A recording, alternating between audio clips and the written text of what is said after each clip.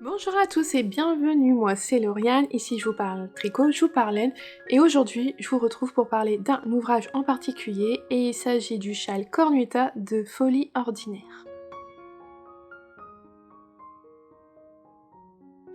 Alors le modèle Cornuta est un châle qui a été pensé pour être tricoté, alors c'est un châle triangulaire, symétrique, qui a été pensé pour être tricoté avec une laine fingering, donc c'est-à-dire une laine de mérino, une laine qui fait 400 mètres pour 100 grammes, et avec une laine de type Suri, donc l'alpaga Suri, où là j'ai pas le métrage en tête, je vais vous dire ça tout de suite. Moi j'avais pris des pelotes qui faisaient 150 mètres pour 25 grammes, voilà. Je vous montre ma version. Hop là. Voici donc le châle Cornuta de Folie Ordinaire. Comme vous pouvez le voir, c'est un châle qui va alterner les deux matières de fil et deux techniques aussi. Donc on a d'abord une première section, elle appelle ça des rayures, une première rayure de jersey endroit avec sa laine fingering. Et ensuite on a une rayure qui se fait donc avec la laine Suri, où on fait un point de dentelle. Et on alterne ces deux sections tout du long du châle. Hop, hop, hop. Voilà, si je vous le montre en entier. C'est un châle qu'on commence par ici avec ce qu'on appelle un garter tab. Donc on fait en fait un rectangle au point mousse. On vient relever les mailles autour de ce rectangle, puis ensuite on vient agrandir petit à petit le châle, et on a cette arête centrale avec des jetés tout du long. Donc une première section là avec sa laine fingering. On vient faire cette première rayure de dentelle avec ce joli motif en forme de losange. Alors moi je sais que j'ai suivi les explications du diagramme, je pense qu'il doit y avoir les explications écrites rang par rang, il me semble. En tout cas moi j'ai suivi un diagramme, et on vient après alterner toujours la même chose, de la fingering.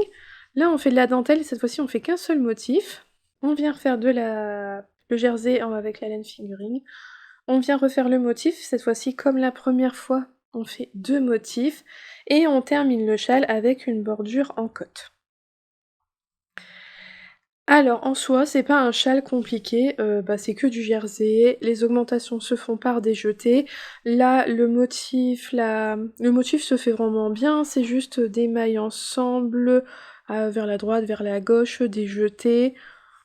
C'est pas compliqué. Le fait que ça soit de la laine Suri, comme on le tricote en 4,5, j'ai trouvé que les mailles étaient assez grandes, on voyait bien, on piquait bien dedans, c'était pas compliqué, ça s'est pas emmêlé, c'était pas pénible de faire les diminutions avec la Suri, moi j'ai trouvé ça agréable à tricoter, mais j'ai fait plein d'erreurs.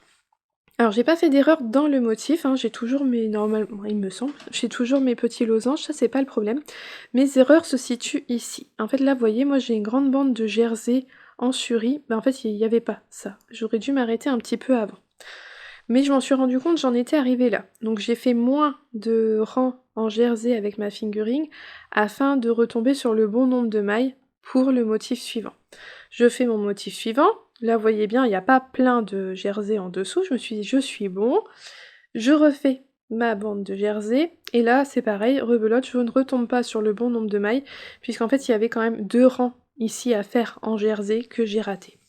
Et arrivé là, je suis tout bon. Il y a les 2 petits rangs de jersey ensuite. Il y en a pas de trop, il en manque pas, c'est juste bon. Là, j'étais bien. Alors ce sont des erreurs, c'était pourtant bien expliqué dans le patron, c'était écrit, mais c'est moi j'ai pas fait attention, parce que là j'ai pas regardé le nombre de fois qu'il fallait répéter le rang du diagramme. En fait, elle l'explique bien, en fait, là c'est on répète, elle nous dit les 2 premiers rangs vous faites ça, vous le répétez 4 fois en suivant le diagramme, là il fallait répéter que 2 fois et je l'ai pas fait. Et donc on fait le motif, elle nous dit il y a tant de mailles sur ces aiguilles, parce que moi en fait là j'avais pas compté mes mailles. Comme je voyais bien que mon motif il tombait bien, c'est que j'avais pas faux. Donc j'ai pas compté mes mailles, parce qu'après c'était que du jersey, je me suis pas souciée. Donc là, comme j'avais fait une erreur, je me suis dit je vais pas faire la même erreur une deuxième fois, je vais compter mes mailles. Donc j'ai compté mes mailles.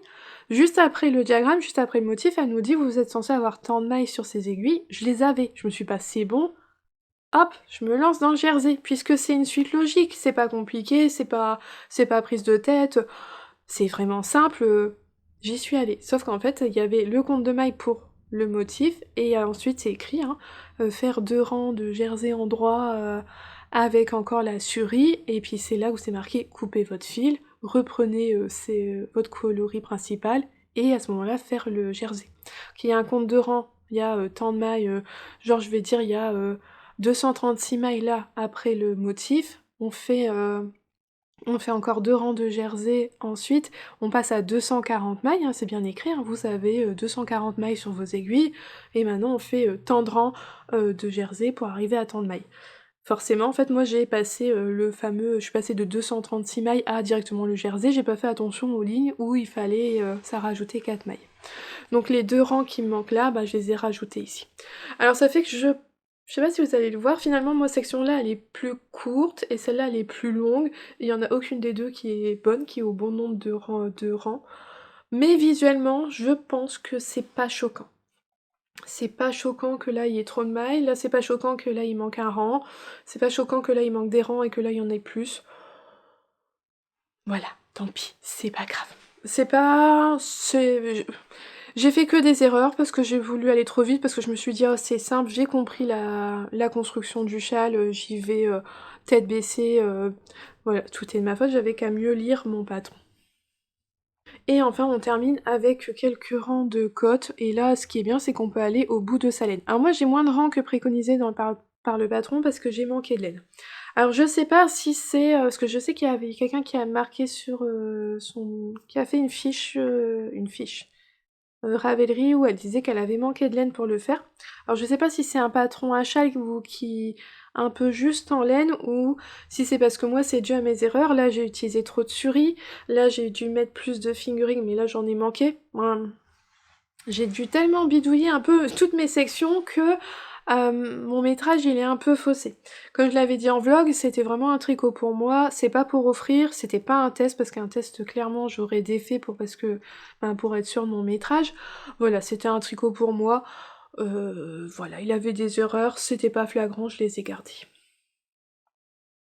Mais il est vraiment... Alors vous voyez, il est immense. Il se tricote donc en 4,5, donc c'est ce qu'on dit, c'est un tricot déjaugé, puisque normalement une laine de type là, fingering, ça se tricote plutôt entre 3 et 3,5. Là on est en 4,5, on est vraiment bien au-dessus de ce qu'on fait habituellement. Mais j'ai pas trouvé ça...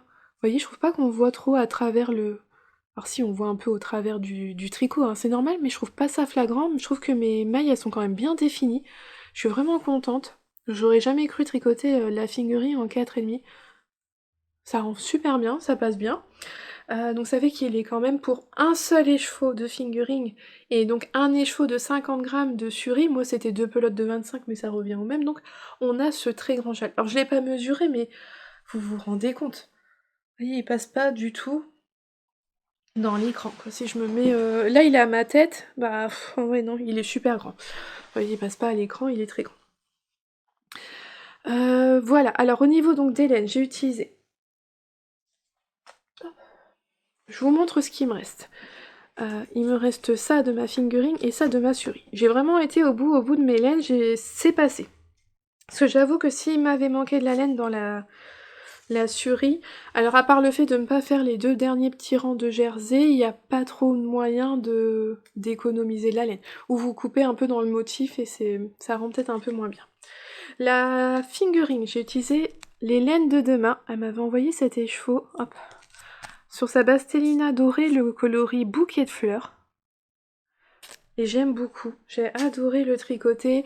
Alors vous le voyez pas, moi je la vois, oui je le vois en vrai, il n'y a pas de souci. On voit bien la stellina, c'est très joli. J'ai beaucoup aimé ces nuances de rose et de gris, noir. J'aime énormément.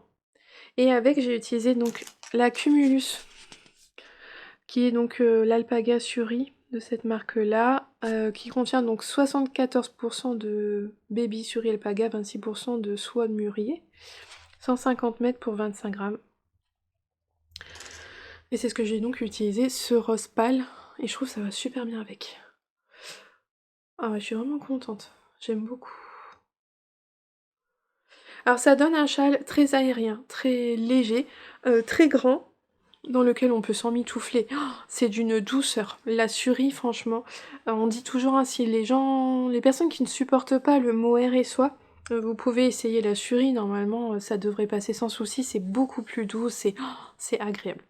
Ça fait voilà, un châle hyper doudou, et une fois porté au final on voit plus du tout mes erreurs. Ah ouais non, là pour l'hiver ça va être super agréable à porter. Vous voyez c'est un grand châle triangulaire, hein, ça se pose bien comme ça. Ah ouais j'aime beaucoup. Je l'aime énormément, il est très beau, visuellement je le trouve super beau, et très très doux. Après on peut le porter sur ses épaules, alors là il n'y a pas de souci parce que tellement il est grand, hop, vous voyez on pourrait pratiquement, hop, faire ça et puis le nouer derrière, quasiment. Ah ouais, c'est pas mal aussi. Quand on a froid là, hop, quand on est au bureau, on peut s'emmitoufler dedans, c'est vraiment chouette. Alors j'ai bien aimé le tricoter. Alors c'est un petit peu long peut-être parce que bah c'est du jersey. Alors moi les rangs envers c'est pas ma passion, hein. Je préfère tricoter tout à l'endroit, euh, mais voilà, ça met bien en valeur les nuances, tout ça de la laine. Oh, puis je dirais même que même si ça commence à être un peu long, la section après on refait de la surie, tricoter la surie c'est pas le même aspect, c'est pas pareil, on revient faire un peu de... Non, ça se fait bien. Ça, oui, ça peut paraître un petit peu long, mais l'alternance des matières, des sections, elle est assez intéressante et ça motive pour faire le châle. À la fin, oui, il y a quand même pas mal de mailles, mais j'ai pas trouvé ça trop pénible. Euh... Non, ça a encore été, ça va. Il y a pas 1000 mailles, quoi, c'est pas non plus un Steven West.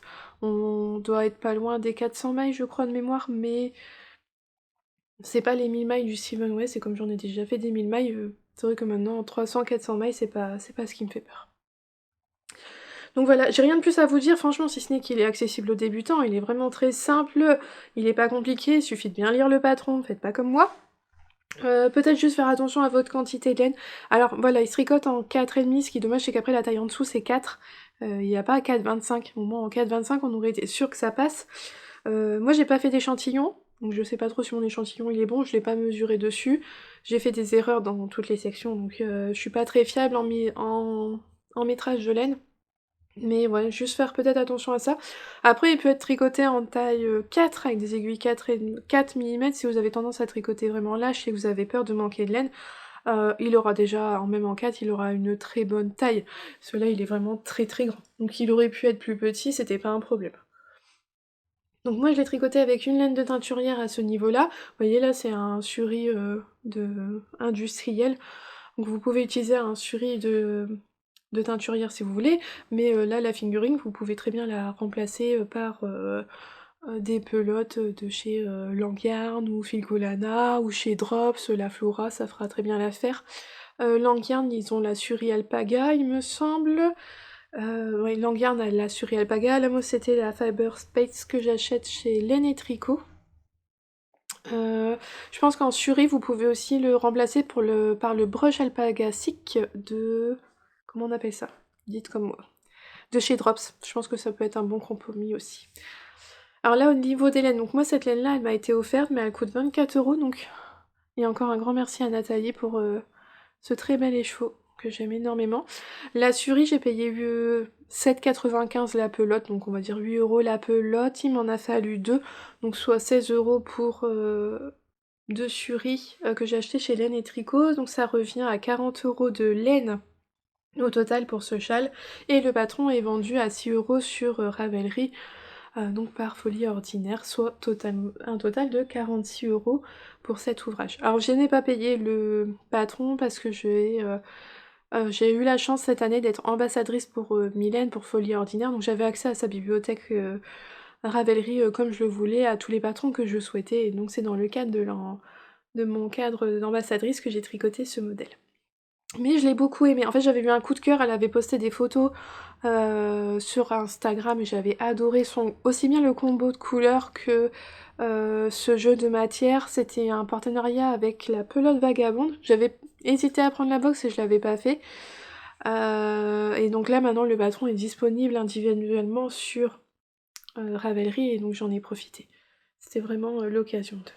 Il est vraiment très beau, très léger, très agréable.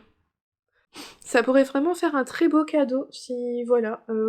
Moi, alors, avec des laines teinte main, vous avez, et puis avec les laines teinte-main, là, je vous disais un budget de 40 €, mais si vous utilisez des pelotes industrielles, ça peut réduire le coût et franchement, il se tricote assez rapidement, il se tricote bien et au vu la taille, de l'ouvrage, tout ça, je pense que non, ça pourrait vraiment en faire un très beau cadeau à offrir à quelqu'un, un très grand châle comme ça, très enveloppant, très léger, très douillet. Ah ouais, non, c'est chouette.